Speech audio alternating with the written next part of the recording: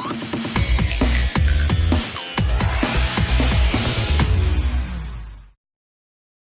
think this is on. Thank you very much. I'm very happy to be here. As Philip said, I am from New York City like Jerome, but I am not going to sit in anyone's lap. Promise. But yeah, a few applause for that. But I want to talk about, today I'm going to talk about the rise of platforms and what that means for publishers. A little bit about myself. I've been covering this industry as a journalist for the last 15 years, and to see the rise of platforms is one of the incredible stories of our time. About 4.5 years ago, I went over to Digiday, which at the time was an events company, and the idea was to actually build a media company on top of an events company, and it was going to be on the premise, the big story that we were going to tell is this incredible shift from the analog era to the digital era. And we like to say that, you know, every company, if they're a brand, if they're an agency, if they're a publisher, somewhere along that continuum of point A and they need to move to point B. And the thing that makes it really fun to cover and fun to actually exist in, because we are also a publisher trying to figure this out, is that point B keeps moving. So right when you maybe figure out, you know, your display advertising strategy, you have to all of a sudden come up with some sort of native strategy. Right when you figure out your desktop strategy, you have to figure out mobile. And I think one of the big challenges when we look at publishers today is how they relate to these gigantic platforms.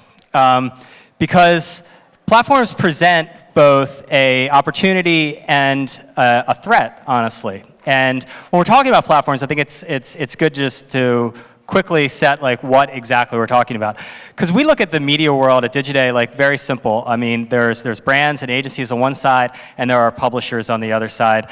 And you know, that is sort of how it's been for a long time. What's different in digital media is the rise of platforms. And these are companies that create software that connect people with, it could be search results, it could be photos, it could be videos, it could be each other in the case of Facebook. And it can be all of those things in what we're seeing in the rise of this new class of platforms. And the difference here is that these platforms, and I think the challenge of them is that they operate with media business models. So they usually sell advertising. So that makes them a competitor to publishers in many ways. And because platforms are built on technology, they have an advantage. They're more scalable. They don't have to hire people to create content. They get other people to create the content for them. And that's led to a depressed ad market because there's more ad space out there than there is demand for it. So the prices go down, and so what happens is it becomes a cost game. And for publishers, they've really, really suffered because they've had to compete with platforms. It's a lot cheaper, and it's a lot more efficient to reach people on Facebook than it is through publishers. But at the same time, these platforms, starting with Google and then moving to Facebook, and we heard about Pinterest. I read a lot of it, so I think I understood what exactly Jan was talking about. Is that they have driven tremendous amount of traffic to publishers. So on the one hand, publishers are competing with platforms and not doing a very good job of it. On the other hand, they're dependent on platforms for their traffic. And so that leads to a very interesting both opportunity and challenge. So one of the first big trends that I want to talk about is just how big of an opportunity this is. You know, and I think we all know the numbers. You know, Facebook's now over 1.4 billion users. Instagram is over 300 million. I think Snapchat now is at 100 million, which is smaller, but 71% of them are under 21. I mean, this is exactly where the millennials are. And so this is a very, very, very big opportunity. What we're seeing, though, with platforms, and this is also part of the opportunity, is they're moving from their traditional role of sending people away from them, and they're kind of going back to the future. Because the internet used to be about portals, about MSN, about AOL, about Yahoo. And you know, portals in essence, I remember Terry Semel, the CEO of Yahoo, describing their strategy as being an amusement park. We want to get people into the park, and then we want to have them go to an attraction, and then see another attraction, and another attraction, and next thing you know, they've spent the whole day in the park. Because his background was at Disney in theme parks. And so Google came along and they said, no, that's the wrong model. The model is going to be to actually send people away from Google. And so Google, being a search engine, did just that, and they found an incredible way to make money off that through search advertising. So what we're seeing now with platforms is we're seeing that platforms are shifting away from this model of sending people away to wanting to keep people on their platform. And content is a great way of doing that. And they're now providing opportunities for both distribution and monetization for publishers. A few examples. Snapchat earlier this year started Snapchat Discover. Snapchat Discover is a part of Snapchat. There's like this sort of, the part where Jerome is posting all of his stuff, but Discover is where media companies can also put their content to be discovered. This gives them access to a very, very hard to reach audience at a very, very large scale. And they can make money off it. They can include their own advertising and keep 100% of it. Great deal on its face. I'm going to get to the catch later. Facebook, just the other week, took the wraps off Instant Articles. Instant Articles allows publishers to publish directly onto Facebook and also to keep all of the money off of ads they sell on there, or to use Facebook's own ad system and keep 70%. Another great deal. And then earlier this week, Apple announced a news app, which is a lot like Flipboard, but that's going to allow all publishers to publish their content directly on an app that's going to be delivered on hundreds of millions of phones. So what they're bringing to the table with all of these things is incredible distribution. Distribution that publishers could not get on their own. And they're offering great monetization deals. 100% if you sell the ads. 70% if you use Apple or Facebook's ad systems. So these are really, really, really good. And this is why this is a big opportunity. It's because people are using a lot of these platforms to find news. This is just one part of publishing, but they're using it to find news. And for publishers, this is an attractive audience that they're not reaching through their own properties. So that's the good part. The bad part is platforms are about engagement on their platforms. As I said, they're moving from sending people out, which they're doing a lot of. You're seeing publishers rely on Facebook for 20, 30, 40, in some new cases, 75% of their traffic. But now they're saying, we want to keep that traffic on our platform. And the reason that they're doing that, they'll say, Silicon Valley, I love Silicon Valley as an American. I think it's wonderful and every country should have one. But they're full of shit a lot. And what they say is, they say this is just about the user experience and everything like this, but it's really about their business interests. And their business interests are to keep people on their platforms to show them advertising. They don't really care how that's done. If that's done through baby photos, great. If that's done through games, okay. If that's done through different applications, no problem. And if that's done through journalism, all right, why not? But at the end of the day, that's what it is about for them. It is about keeping people on those platforms. And so they're basically going to be using publishers in order to do that, which is okay as long as interests are aligned. But what happens when interests do not become aligned? And I think that's the scary part for publishers.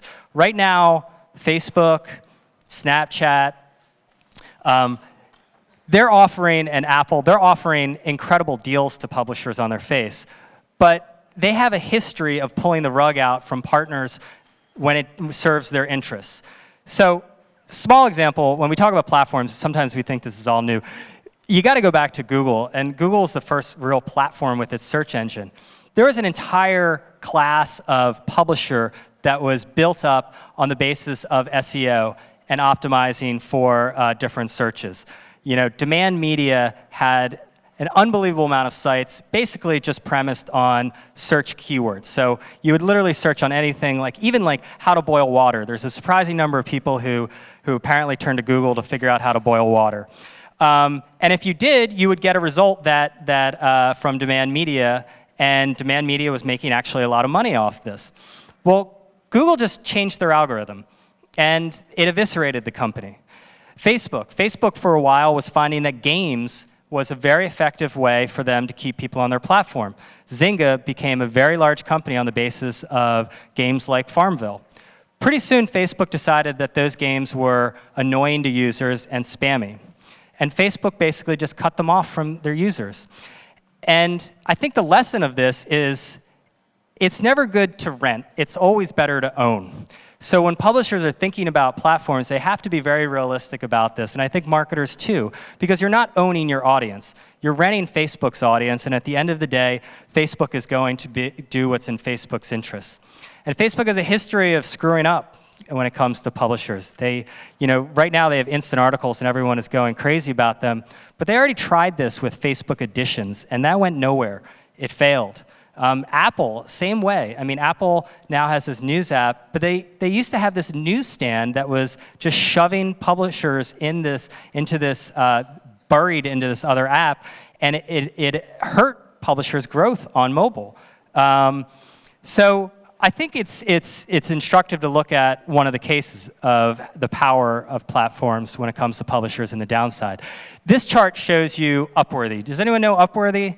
It's a site that was purported to be, 2 years ago, the fastest growing publisher ever. And you see the trend back in 2013. And they basically optimized everything for Facebook. And they used what we like to call clickbait. It was like, you won't believe what happened next. And they would get tons of distribution through Facebook. And then Facebook decided users aren't into that. And now that line's going in one direction and not a good direction. So I think whenever we're talking about publishers and platforms, it's good to keep that in mind, because when you rely on someone else, when you rent and you don't own, you're losing control of a lot of your destiny. The other thing that I'm seeing with platforms is that mobile is truly eating the world. There used to be a joke a couple of years ago. I used to always say that it was the year of mobile for the 8th straight year. But then all of a sudden it became true that mobile was truly becoming the way that people were accessing their content. This is both good news and bad news for publishers. The good news is they're doing, despite the challenges, they're doing pretty well at mobile. The New York Times, for instance, now has 50% of their traffic from mobile. And this is pretty common among a lot of publishers, and so that's good. The bad part is the New York Times makes less than 10% of its revenue from mobile. There is a big gap between the time spent on mobile and the money spent. And what's worse is that 8% of budgets in mobile, it's all going to Facebook and Google. It's not going to publishers. Most of the publishers that I talk to say that they can't fill their mobile ad space. And they can show fewer ads on mobile. So this is going to lead to even more dependence on platforms, because the only platforms that have shown, or the only ad sellers that have shown that they can make a lot of money off mobile are Google, but to a greater extent, Facebook. And Facebook in particular has a huge advantage because there are no cookies in mobile, and they have a unique identifier in that everyone is logged on to Facebook in the world, and so they can pinpoint advertising in a way that nearly all publishers cannot. So that's going to lead to more dependence on platforms. The other sort of major trend that I think that actually Jerome sort of touched on this is that platforms require bespoke content. One of the things when dealing with platforms that I think a lot of publishers and with where platforms are going now that they're moving from just shoving people off platforms to keeping them on is that requires publishers to create content uniquely for the platform. And this makes it quite a bit harder to do. But the things that work best on Facebook are made for Facebook. The things that work best on Instagram are made for Instagram. One example I would turn to is there's this company called Now This News, and if you don't know them, do look them up. They're a very interesting experiment in that they don't actually have a website. They only distribute through their content through Facebook, through Instagram, through Snapchat. They recently had 200 million video views. Now, a lot of that is on Facebook. And what's interesting, I think, about Now This is that they are creating video differently for all of these platforms. For example, on Facebook, Now This News videos, because Facebook autoplays videos without sound, they don't require any volume. They actually tell the story by, almost like a slideshow part of a video. And so I think more and more we're going to see people, publishers need to create different versions for different platforms. And this is particularly true in mobile, because mobile is not made for, is not good for desktop content. We had the editor-in-chief of Quartz on our podcast recently, and he talked about the tyranny of the 800-word article. And it's a relic of newspapers that got translated over to desktop and is now being done in mobile. So every publisher is just focused on how to show their content on mobile, but they're not thinking about the format that content takes. And it's something we were thinking about actually at Digiday a lot, because I was like, these articles are too long in mobile. So this is like a typical article we wrote. This ended up coming in at about like 800 words, maybe it was like 750 words. And what we decided to do was, and this was mostly for mobile, but it does work on desktop, is we made this TLDR button. And if you don't know, TLDR is an internet term popular in Reddit, and it means too long, didn't read. And so it's sort of the one-line summary of a long-winded post. So we decided to adopt TLDR as an option on our site. Now, we're going to turn this on as default in mobile. When you hit TLDR, this is it on mobile. It shrinks the article down to 70 words. So all the reporters, and they loved me for doing this, have to write two versions of their story. They have to write their normal desktop version, and then they have to write a TLDR version. And the reason we did this was because what you're seeing with the mobile platform is the content that is made for a mobile device, like Snapchat, like Twitter and stuff like this, does so much better than desktop content. If you're waiting for a train, you're more likely to quickly scroll through these quick summaries of articles. So that's something that we need to think about. And the last point, and this is also something that Jerome very indirectly touched on, was that monetization on platforms is going to be indirect. I think a lot of the challenges that publishers, particularly traditional publishers, have had when it comes to all this disruption going on is that they've tried to view their current situations in the future through the lens of what worked in the past. And what worked in the past was a lot of what I call direct monetization schemes. It was very straightforward. I look at being a publisher the way like being a band is these days. Being a band used to be fairly straightforward. You played a lot, you got some notoriety, you signed with a label, and then you went into the studio, you cut an album or a CD, you sold it to your fans, you went on tour, maybe you wrecked a hotel room, and then you just like repeated the process. Whereas nowadays, to be a band, you have to tour constantly. You have to have a merchandising strategy. You have to have deals with brands. You have to license your images everywhere. And being publishers is a lot about that. It's about indirect monetization. So when Jerome was talking about not wanting to just put ads on his Snapchat feed, what he's talking about was he didn't want to do direct monetization. The normal media approach is you've got a huge audience, just put ads on there. And what he's saying is that there is an opportunity to use that large audience, but to use the influence in other ways. A good example of this is what BuzzFeed is doing. BuzzFeed has really thrived in a platform world because their monetization model is not display advertising. So what they're sort of doing, and I think it's really interesting, is they're building up enormous audiences on these platforms. They're building up a huge audience on YouTube, and they're not relying on advertising on YouTube to make money.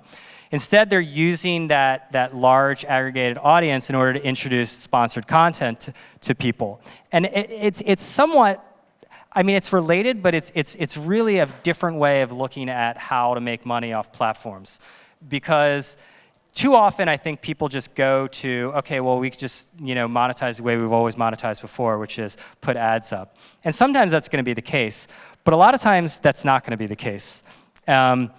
So I think in conclusion, I would say when it comes to platforms, I think all publishers and marketers, because this is happening in marketing too. I think Pinterest showed they're gonna when they show that like buy button and stuff like this, that's like, oh, that's really cool. That's also really dangerous, right? So if you're a retailer, you're looking at that and you're saying, wait, do I get all that data? Do you take that data? Because platforms, Pinterest's not the only one. Facebook's gonna do it. Instagram is gonna do it. Google is already doing it. They're putting these buy buttons everywhere, and they're trying to, just like platforms are keeping publishers on their platform, they're going to keep the commerce on their platform. And that presents the same array of challenges in that you're allowing these platforms, if you're a retailer, to get between you and your customer. Same way for publishers. So I would just say that for all publishers, the challenge is to take advantage of the distribution capabilities and the new monetization capabilities on these platforms, but at the same time to keep in mind that platforms are not in the business of supporting your business. They're about their interests, and those interests might not align with your interests. And it brought to mind the New York Times innovation report. I don't know if any of you saw it. It was about a year ago, and it talked about how the New York Times is sort of struggling in this age of platforms. And there was a lot of tactical things in there about why they're struggling, about audience development and whatnot. But I think the biggest thing that it came down to for me was, again, they have these internal structures that have been a little bit rigid and haven't allowed them to sort of experiment with these kind of platforms. I'm not saying that they should close down their website and put it all on Facebook, but I think it's pretty encouraging that the New York Times has been out in front with doing Facebook articles and with doing the Apple News app, because at the end of the day, I think for all publishers, they need to experiment with this. They can't just jump in and rely on platforms to save their businesses. But at the same time, they need to be open to new ways of making money. So that's all I have. I want to see if Philip wants to come out.